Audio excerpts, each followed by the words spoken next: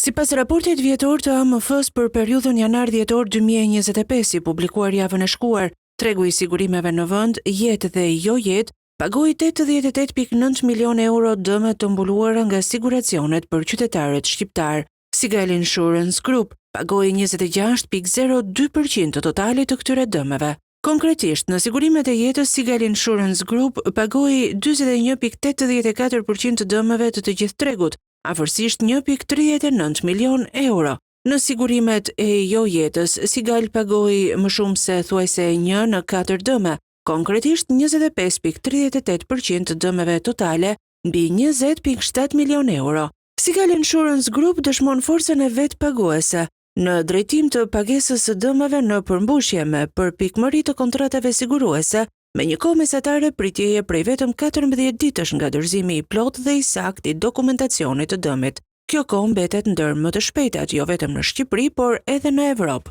Në përputhje me këto kontrata, në raport me të gjithë tregun total të sigurimeve, Sigal Insurance Group paguan rreth 22% të dëmeve totale të siguracioneve motorike, rreth 42% të dëmeve totale të siguracioneve të pronës, rreth 48% të dëmeve totale të siguracioneve të shëndetit në udhëtim, rreth 46% të dëmeve totale të siguracioneve të shëndetit për sëmundje, rreth 42% të siguracioneve totale për jetën dhe 96% të dëmeve në siguracionet e përgjegjësive. Sigal Insurance Group në tregjet jetë dhe jo jetë të marra së bashku, në një treg me 8 kompani, pagoi 26.02% të këtyre dëmeve, 22.1 milion euro, me 20.424 përfitues konkret për gjatë vitit, më shumë se sa 1 në 4 dëme të tregut të sigurimeve u paguan nga kjo kompani.